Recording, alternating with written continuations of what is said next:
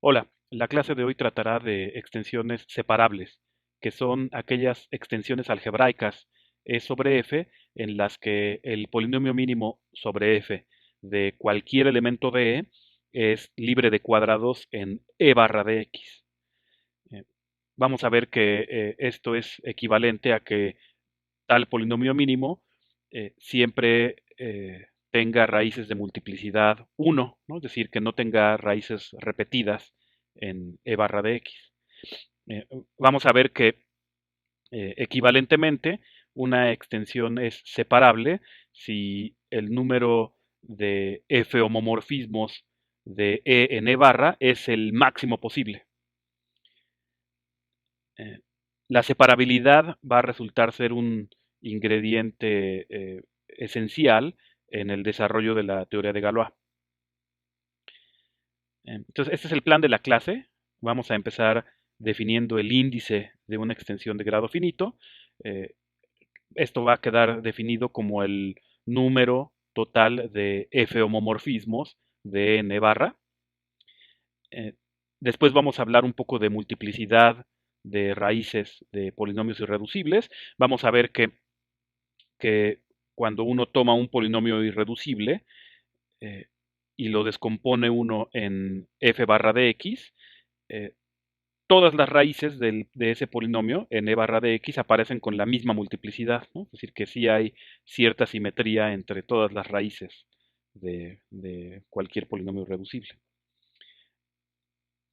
Después vamos ya a hablar de extensiones separables y vamos a dar algunas caracterizaciones. Vamos a dar a relacionar la multiplicidad de las raíces de un polinomio irreducible con el índice de la extensión correspondiente. Después vamos a probar un teorema clásico, que es el teorema del elemento primitivo, que lo que dice es que si uno tiene una extensión separable de grado finito, entonces E siempre puede ser escrito como la adjunción de un solo elemento a F para algún alfa, ¿no? Es decir, que si E sobre F es separable y de grado finito, entonces existe un alfa en E con la propiedad de que E es F paréntesis alfa, ¿no? El resultado de adjuntar un elemento a F. Eh, Después vamos a hablar de campos perfectos, que son aquellos campos con la propiedad de que cualquier extensión de ellos cualquier extensión algebraica de ellos es separable. ¿No? Es decir, que son aquellos campos en los que para cualquier extensión algebraica puede uno aplicar, bueno, cualquier extensión de grado finito puede uno aplicar el teorema del elemento primitivo. Entonces, comencemos hablando de el índice de una extensión de grado finito. Como ya dije, vamos a definir el índice como el número de f homomorfismos que salen de E en E barra. Vamos a probar que el índice es multiplicativo sobre extensiones. Y para probar esa multiplicatividad del índice es que necesitamos este teorema preliminar. Entonces, supongamos que tenemos una extensión de grado finito, ¿sí? Y que fijamos una cerradura algebraica E barra de E. Entonces lo que afirma el teorema es que cualesquiera dos homomorfismos de campos de F en E barra tienen el mismo número de extensiones a homomorfismos de E en E barra, ¿sí? Es decir, no importa si empiezo con dos homomorfismos de campos de F en E barra, cualesquiera dos, y me pregunto de cuántas formas puedo extender uno de ellos hasta E, pues ese número va a ser el mismo para los dos. Entonces vamos a mostrarlo. Entonces, primero, observen que, pues claro que E barra sobre E es algebraica, ¿no? Digamos, es parte de la definición de ser cerradura algebraica, y estoy tomando E sobre F de grado finito, entonces en particular algebraica también, ¿no? Y así como la algebraicidad de extensiones es transitiva, pues automáticamente puedo deducir que E barra sobre F es también algebraica. Y eso implica que E barra es también una cerradura algebraica de F, no solo de E, sino de F. Bien, y entonces tomen dos homomorfismos de campos de F hacia E barra. Y tomen extensiones eh, eh, eh, particulares de sigma y tau a homomorfismos que salen de E barra en E barra. Eso se puede hacer porque, claro que E barra sobre F es algebraica y porque como E barra es cerradura algebraica de F, para cualquier, de hecho, para cualquier polinomio con coeficientes en F, sigma de ese polinomio se factoriza en E barra como un producto de polinomios de grado 1 y similarmente para tau. Por lo que uno en efecto puede aplicar el teorema de extensión de homomorfismos. Entonces, tales sigma gorro y tau gorro sí existen. ¿Sí? Entonces, antes de contar de cuántas formas puedo extender sigma o de cuántas formas puedo extender tau, eh, voy a fijar estos. ¿Sí? Entonces, estos los fijo y lo que observo es que sigma gorro de E barra es cerradura algebraica de sigma de F y tau gorro de E barra es cerradura algebraica de tau F. ¿Sí? Eso es un ejercicio muy sencillo. ¿Sí? Por ejemplo que esta es algebraica sobre esta. El argumento podría ser, bueno, alguien que está aquí es necesariamente de la forma sigma gorro de alfa para algún alfa en E barra, pero alfa estando en E barra es algebraico sobre F, tomo digamos, su polinomio mínimo, que tiene coeficientes en F, ¿sí? Y entonces cuando aplico sigma gorro a la evaluación de ese polinomio mínimo en alfa,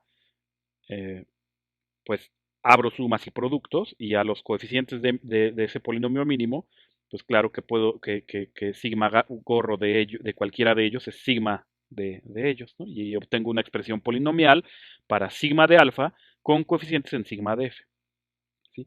Y entonces así, por ejemplo, acá lo que acabo de argumentar es que esta es algebraica sobre esta. Y que es algebraicamente cerrado, pues lo dejo como ejercicio. Aquí está uno tentado a afirmar que este es todo E barra, pero eso podría, digamos, como sigma y tau son arbitrarios, eso podría no ser cierto. ¿Sí? Em, si, por ejemplo, si sigma fuera la identidad, quizás sí se podría afirmar que entonces sigma gorro de E barra es todo E barra. ¿Sí? Pero entonces no lo voy a afirmar, ¿sí? Porque sigma y tau pues en realidad son arbitrarios. De hecho, es un buen ejercicio reflexionar en por o intentar, por ejemplo, demostrar que este es todo E barra para ver en dónde es que el argumento falla para lograr mostrar eso. Em, ¿No? Tiene que ver con el hecho de que, de que el campo fijo de sigma, por ejemplo, eh, que E puede ser trascendente sobre el campo fijo de sigma. ¿Sí? Pero lo voy a dejar hasta ahí. Eh, y entonces, pero observen, esta es cerradura algebraica de sigma de f. ¿Sí? Y entonces lo que observo es que así, si me dan cualquier eh, extensión de sigma, digamos phi, ¿sí? Si me dan cualquier extensión de sigma, como E es algebraico sobre F, pues phi de E va a ser algebraico sobre sigma de F, porque phi extiende a sigma, ¿sí? Y así la imagen de phi,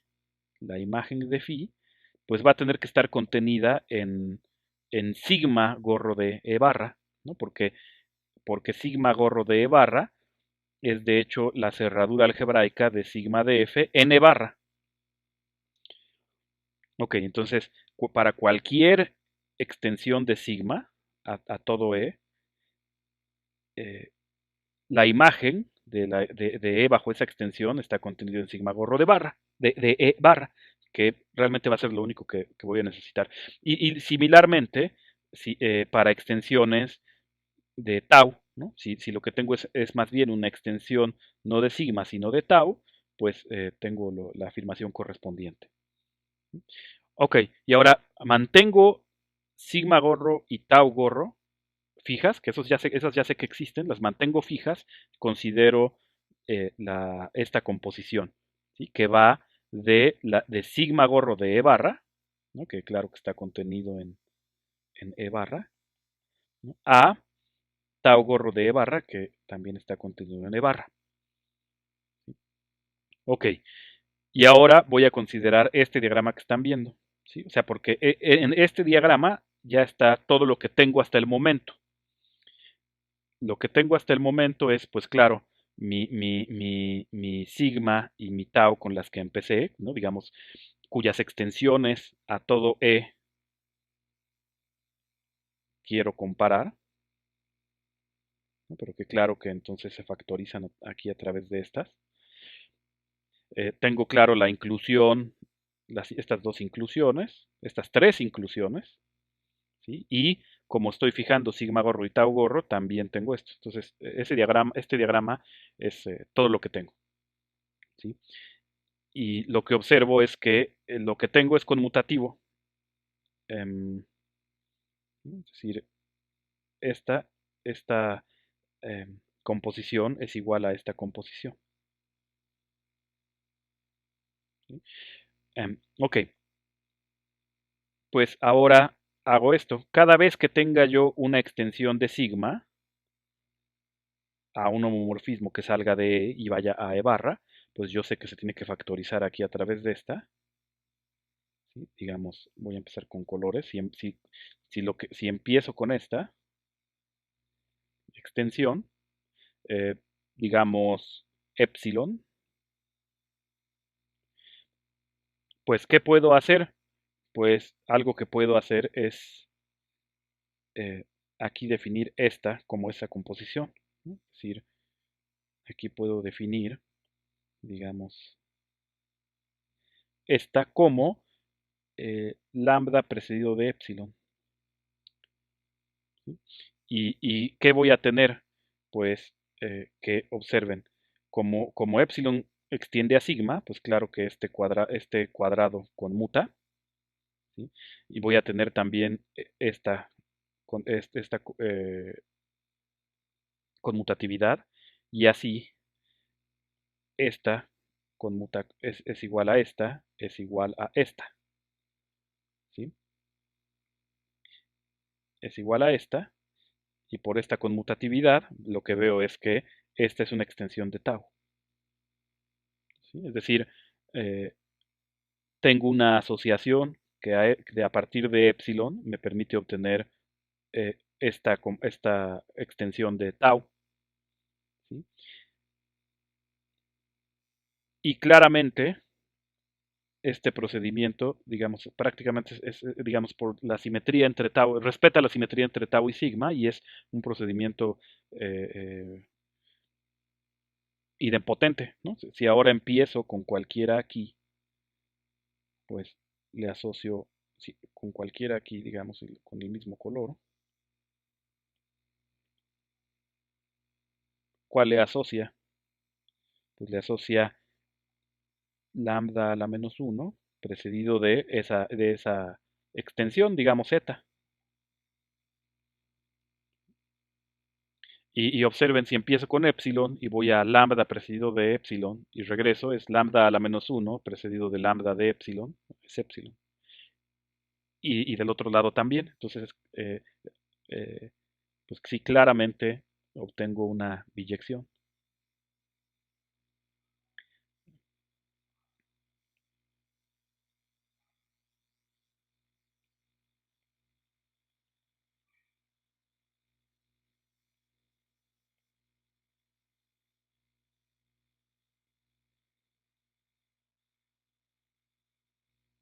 y así el número de extensiones de sigma es igual al número de extensiones de tau.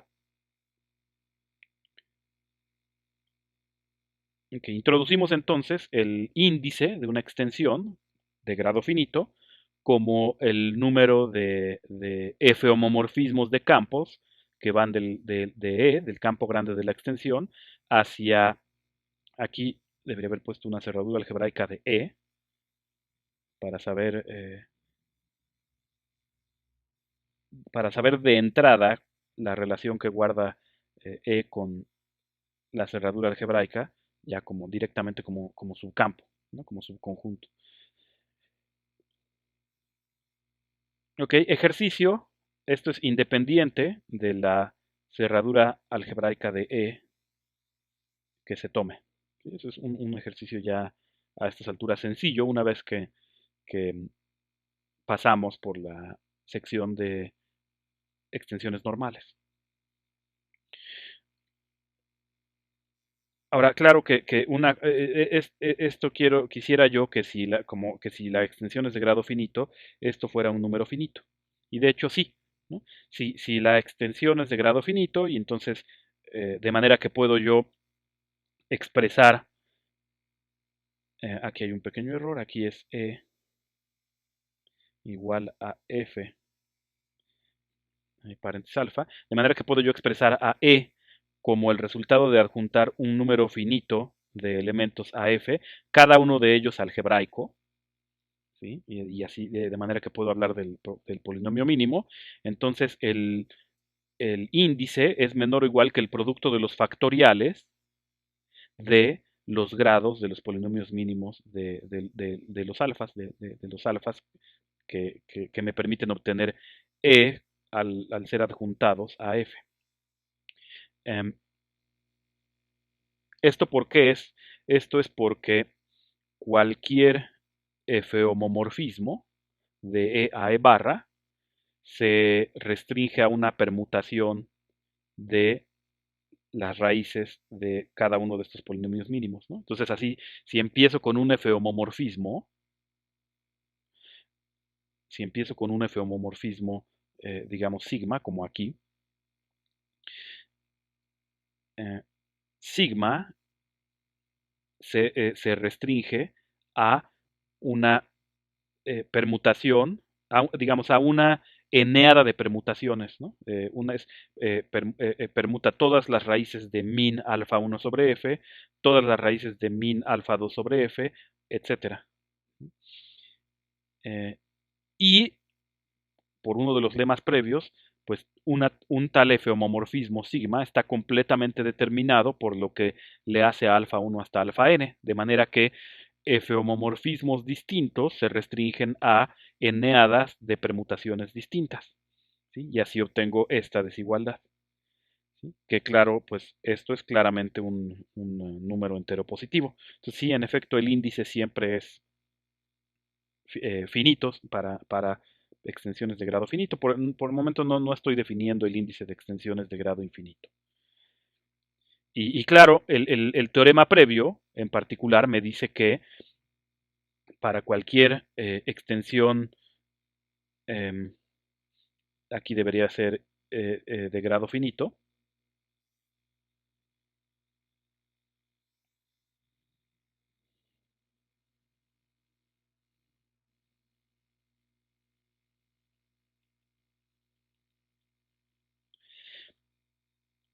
el número de extensiones de cualquier homomorfismo de campos, cualquiera, es igual al número de extensiones de la inclusión, ¿no? De Fn barra, ¿no? Que digamos en cada elemento de F, pues lo manda el mismo, o sea, que actúa como la identidad. Pues cualquier homomorfismo de campos el número de extensiones de cualquier homomorfismo de campos es igual al índice, ¿no? Al número de extensiones de la inclusión de F en E barra, eh, porque esas extensiones de la inclusión son justamente los F homomorfismos de N barra, ¿no? Porque como habíamos visto, eh, fijar a f, digamos, yo diría que es obvio. Y vamos a ver ahora la multiplicatividad del índice. Para ello es que probamos el primer teorema. Entonces, si tengo extensiones de grado finito, entonces el índice de la extensión grande es igual al producto de los índices de las extensiones intermedias. ¿Sí? Entonces, pues vamos a probarlo. Para cada f homomorfismo de Ln barra, ¿sí? Entonces, para cada, digamos, cada uno de las extensiones de la inclusión a un homomorfismo que sale de Ln barra, el número de extensiones de sigma a todo un homomorfismo que salga de E es igual, como acabamos de ver, al índice de E sobre L. ¿Sí? Por lo que el número de feomomorfismos que, que puede uno obtener como extensiones de feomomorfismos, ¿no? O sea, mediante el proceso de empezar con un feomomorfismo de Ln barra y extenderlo, el número de feomomorfismos que puede uno obtener de esa manera es este producto, ¿no? Porque esta es la manera el número de formas distintas de empezar que tengo, y este es el número de formas distintas de extender eso con lo que empecé. Ok, ahora, claro, cualquier f-homomorfismo que salga de E es uno de esos que obtengo con este procedimiento, porque ¿cuándo lo obtuve? Pues lo restrinjo a L, si empecé con un f-homomorfismo, al restringir lo que tengo es un f-homomorfismo, y entonces este lo obtuve a la hora de extender este f-homomorfismo, ¿no? De considerar todas sus posibles extensiones. Ok, y entonces eso significa que, pues sí, en efecto, esto ya es todo el número de f-homomorfismos de E en F. Porque ya, en efecto, al contar esto, conté ya todos.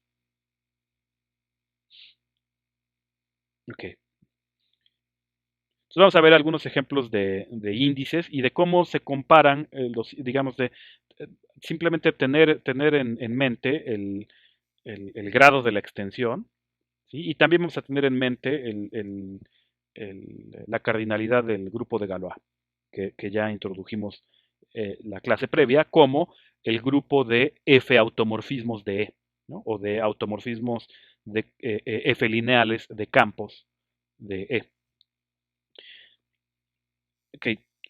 Los complejos sobre los reales, ya sabemos que el grado es 2, el índice es 2, ¿no? Porque, digamos, C es R paréntesis I, y entonces basta para determinar basta con decidir a quién va I, porque pues, tienen que ser R homomorfismos.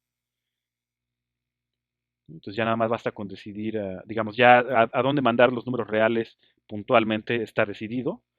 Y entonces ya solo hay que decidir a quién enviar I, pero entonces I tiene que ir pues a I o a menos I. Entonces si este es 2, ¿no? Y claramente, digamos, fíjense, la extensión es normal, entonces cualquiera de estos ya cae, y la imagen es igual a E, de acuerdo a la caracterización de normalidad que dimos, y entonces el grupo de Galois tiene tamaño 2. Argumentos similares muestran que aquí estos también son 2 en todos lados. Argumentos similares muestran que aquí de nuevo tengo 2 en todos lados. O sea, basta, digamos, aquí para el grado, pues el grado es 2, porque x cuadrada menos 2 es irreducible sobre los racionales, digamos, criterio de Eisenstein. Hay dos Q-homomorfismos, pues sí, ya solo hay que decidir a quién enviar raíz de 2, que puede irse enviada a raíz de 2 o a menos raíz de 2, y esos dos Q-homomorfismos son biyectivos, entonces aquí también tengo 2. Para pues el grado de la extensión es P-1, porque el polinomio mínimo de este sobre Q es el pésimo polinomio ciclotómico. Estoy suponiendo que P es un número primo positivo. Eh, las, las, las, eh, las primeras P-1 potencias de este número eh, son raíces de phi de p, y para cada una de esas raíces hay exactamente un Q-homomorfismo que envía esta en esa raíz, ¿sí? Y claramente cualquier Q-homomorfismo de este en la cerradura algebraica de Q envía a esta raíz de la unidad en alguna de esas raíces pésimas de la unidad. Entonces, si este es P-1, de nuevo, como las raíces de phi p son justamente potencias del generador, ¿no? Y por lo tanto están aquí, pues esta extensión es normal y así estos P-1 homomorfismos de este a Q barra, o bueno, a este, o a la cerradura algebraica de este, eh, envían Q de E a la 2pi sobre P biyectivamente en el mismo. Entonces aquí es de nuevo, digamos, de nuevo es P-1. Ejercicio, ¿no? Generalizar esto a cuando considera uno el campo ciclotómico eh, enésimo para cualquier entero positivo n, ¿no? No solo cuando es n es primo, ¿no? Y aquí, esta es la función phi de Euler. Entonces esto lo dejo como ejercicio.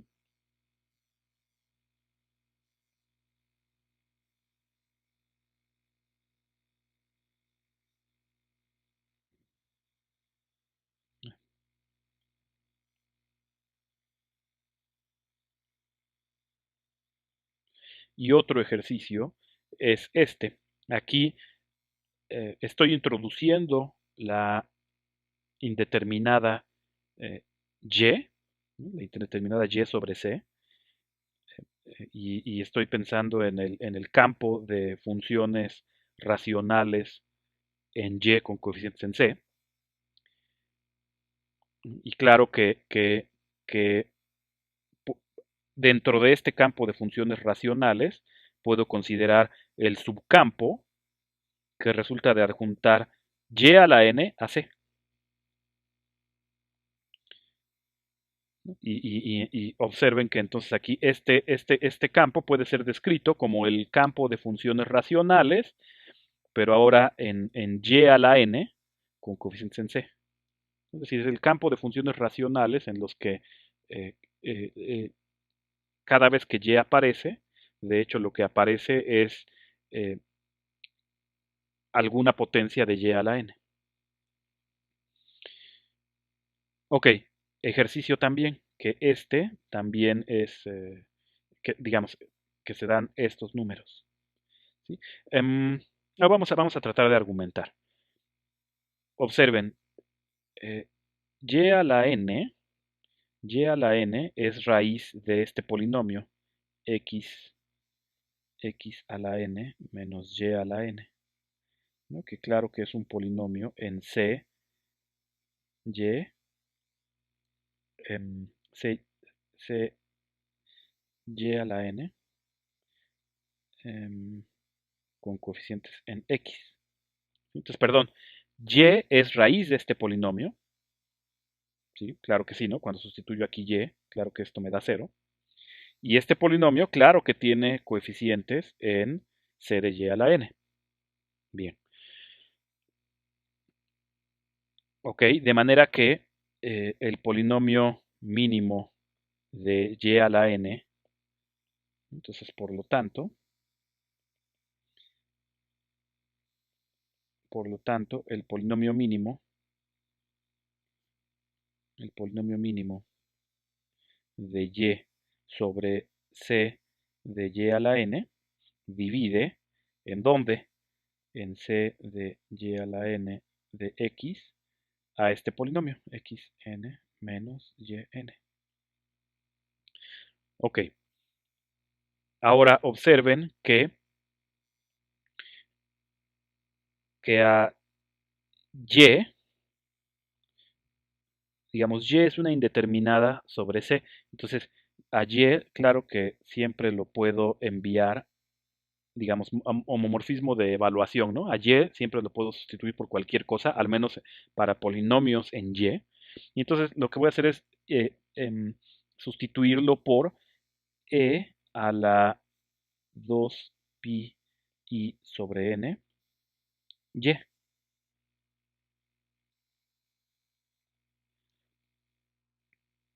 Ok, esta sustitución, claro que me da un homomorfismo de anillos de C de Y en C, perdón, de C de Y en C de Y, el anillo de polinomios con coeficientes en Y, el anillo de polinomios en Y con coeficientes en C,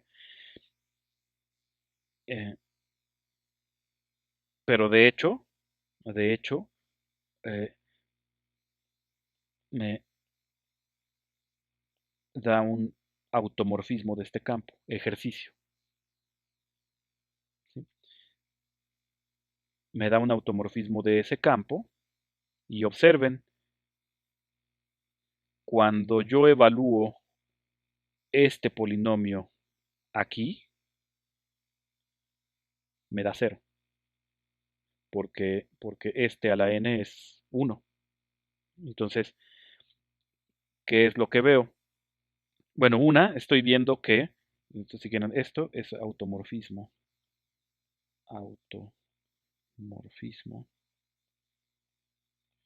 de C, Y.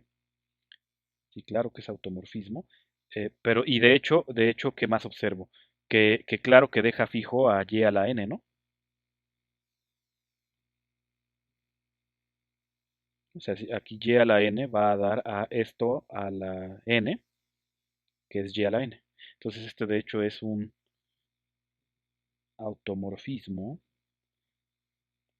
lineal sobre el campo base. Es decir, C, Y a la N, automorfismo.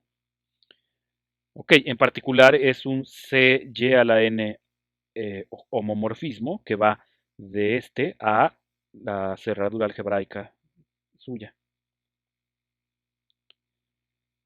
Okay, de manera que este número pues es al menos n, de hecho. Es al menos n, eh, ok, pero además, digamos, como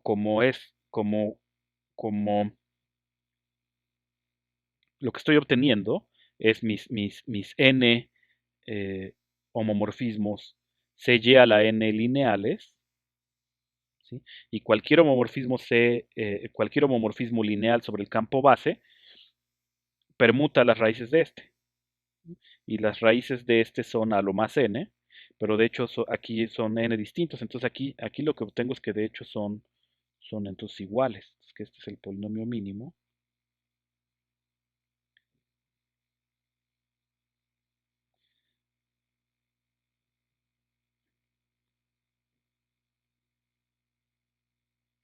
Entonces de hecho obtengo esta igualdad. Y así, el grado de esta extensión es n, porque es el grado del polinomio mínimo. Acabo de argumentar por qué este es n. Bueno, al menos n, ¿no? Al menos n. Entonces, digamos, aquí lo que argumenté es que esto es mayor o igual que n, ¿no? O sea, que el índice es mayor o igual que n.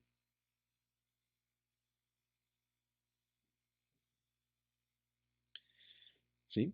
Y pues de hecho acabo de ver que estos son automorfismos, entonces esto también me dice que el grupo de Galois tiene al menos esos elementos. Ok, sigo, ¿no? Aquí el polinomio mínimo de este es x al cubo menos 2, que tiene grado 3. Ya vimos que hay tres homomorfismos, tres Q-homomorfismos de este digamos, en los complejos. Em, bueno, al ser Q-homomorfismo, pues claro que cae en Q barra, de hecho. Ok. Aquí el grupo de Galois tiene solo un elemento, ¿no? Porque cualquier Q-homomorfismo, cualquier Q-automorfismo tiene que enviar a una raíz, pero las otras dos raíces no están, entonces no están aquí. Entonces aquí hay solo uno. Algo similar cuando considero, de hecho, cualquiera de las otras dos raíces. de x al cubo menos 2. Eh, aquí, eh, pues veo es x a la cuarta menos 2 irreducible sobre q por, digamos, otra vez Eisenstein. Entonces este grado es 4. Hay 4 raíces distintas, ¿no? O sea, que son de x al cubo menos 2, que son esta, y digamos, y multiplicar esta por cualquiera de las 4 raíces de la unidad. Y lo que obtengo son 4 raíces distintas de x a la cuarta menos 2. El grupo de Galois, pues en realidad tiene orden 2. ¿Sí? Porque en realidad solamente hay que vaya esta raíz a menos ella, porque las otras dos raíces de x a la cuarta menos 2 son complejas no reales. Digamos, son i por raíz cuarta de 2 y menos i por raíz cuarta de 2. ¿Ok? Y finalmente, estas extensiones. Aquí F2 es el campo con dos elementos, ¿no? Se hace Z módulo 2. Y adjunto de nuevo una indeterminada, de manera similar a como hice aquí. ¿Sí? Y considero la extensión, digamos, campo de funciones racionales con coeficientes en Y sobre campo de funciones racionales en Y cuadrada con coeficientes en F2. Aquí creo que dije coeficientes en Y, no, perdón, en Y con coeficientes en F2. Digamos, aquí la cuestión es que primero construye uno este campo de funciones racionales y dentro de él adjunta uno y cuadrada a F2. ¿Sí? Esa es la construcción. Ok, digamos, algo que yo creo que resulta claro es que Y no pertenece a este. ¿Sí? Lo dejo como ejercicio. ¿Sí? Que Y no está aquí. Es un ejercicio sencillo. Pero Y cuadrada sí está. ¿No? Entonces eso a lo que me lleva es que el polinomio mínimo de Y sobre este campo es x cuadrada menos y cuadrada. Y así el grado de esta extensión es 2. Ahora, el polinomio mínimo es x cuadrada menos y cuadrada, que como estamos en un campo de característica 2, esto es igual a x cuadrada, perdón, a x menos y al cuadrado. ¿Sí? Y este es el polinomio mínimo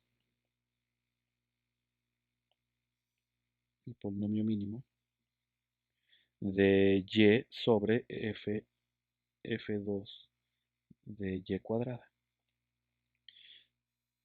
¿Sí? Ahora, ojo, una cosa, claro que este polinomio, perdón, y aquí me faltó la igualdad, perdón, esto es igual. Ojo, este polinomio, pues sí que tiene coeficientes en f2 de y cuadrada, ¿no? Y así, pues aquí está claro que hay igualdad, pero esta igualdad, digamos, se da en f2 de y. ¿No? Y entonces, mientras que el resultado de elevar al cuadrado sí tiene coeficientes en f2 de y cuadrada, los factores, ¿no? No. ¿Sí? Entonces, nada más para no confundirnos. Y lo que veo es que, observen, este polinomio mínimo solo tiene una raíz, o sea, solo tiene esta raíz y, incluso cuando considero esta factorización en una cerradura algebraica de F2 de F2 de Y, ¿no? O sea, en esto barra. Y entonces, y como cualquier morfismo que sea F2 de Y cuadrada lineal, tiene que enviar y en una raíz de pues a lo que llego es que este número, este índice, este número de homomorfismos F lineales, ¿no? Lineales sobre tiene que ser solo uno. Y por ende, automáticamente este tiene que ser uno, ¿no? Porque el grupo de Galois consiste de los F homomorfismos que mandan EN biyectivamente. Ok, y ahora esta extensión. algo que resulta de nuevo claro, aquí P es un número primo positivo, algo que resulta claro es que Y no está en Y a la P, ¿sí? De manera que aquí, el número que sea que tenga que ir aquí, definitivamente es mayor o igual que 2. ¿Sí? Y entonces yo afirmo que es P. Esto va a ir quedando más claro. Por ejemplo, esto va a quedar completamente claro en la próxima clase. ¿Sí? Que este es en efecto P. Entonces, pero por el momento al menos lo que sé es que es mayor o igual que 2. Ok. Y aquí, trabajando aquí, pues digamos, si aquí en lugar de 2 escribo P, todo se vuelve a cumplir.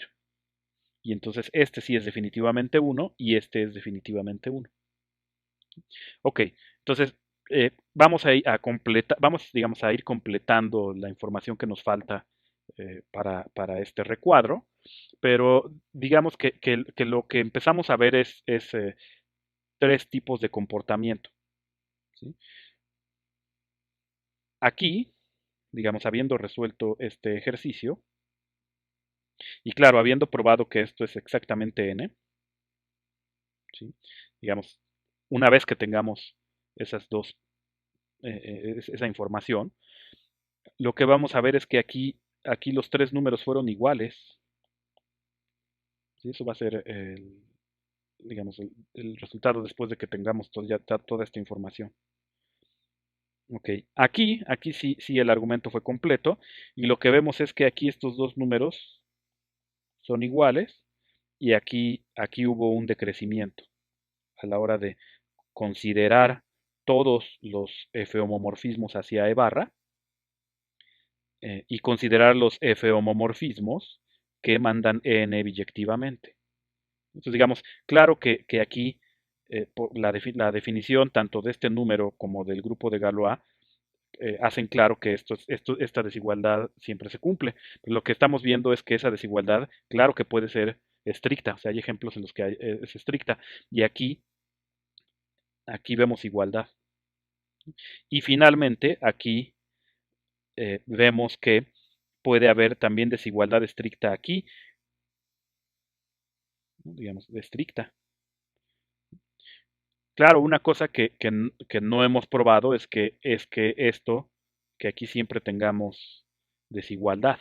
Eso no lo hemos probado, pero parece ser sugerido, ¿no?